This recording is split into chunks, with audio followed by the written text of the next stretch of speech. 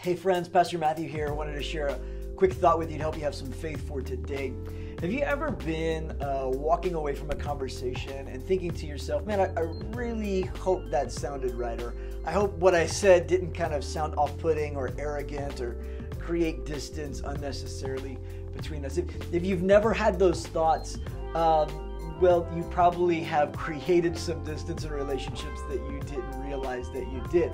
Sometimes we speak with our mouths in ways that create ripples that are unnecessary. They create waves that really aren't helpful. Let me share with you kind of where I'm coming from. I grew up in a charismatic environment, and one of the things that was just kind of commonplace in practice in the environments where I grew up was that whenever somebody would ask you how you were doing, it was commonplace to respond with some sort of like faith-filled, life-giving declaration, right? Like, blessed and highly favored, how are you, right? Like, and it says something, and you're really trying to make a statement in faith, confessing something, believing that it's coming into your life. But I think sometimes what was meant to help invite people in and create intrigue regarding our faith actually created more distance.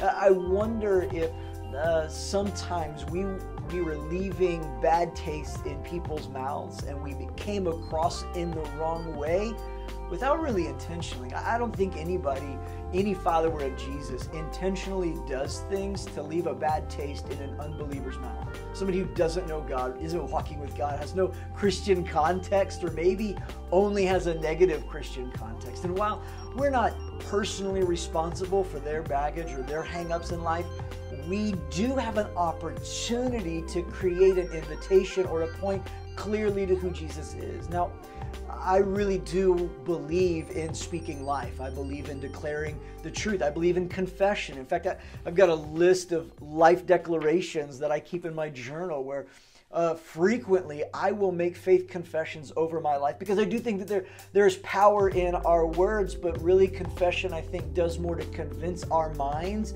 that God's word is true rather than to create a new alternate reality from what we're currently finding in our context.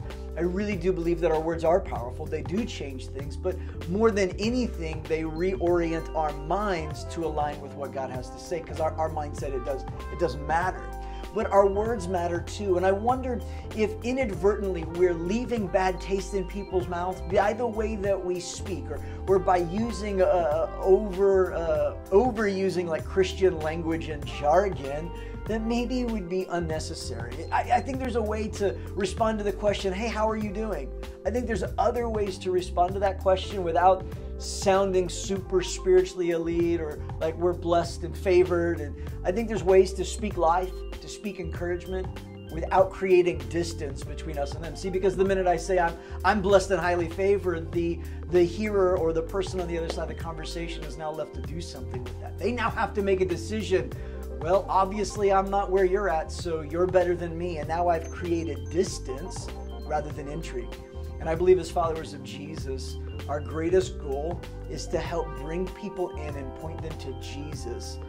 And I wonder if there's a better place to talk about the blessing and the promise that God's given to us rather than in the first meeting of a conversation where we're trying to make an impression when really all we need to do is create an invitation for them to really see who Jesus is and to point to Him.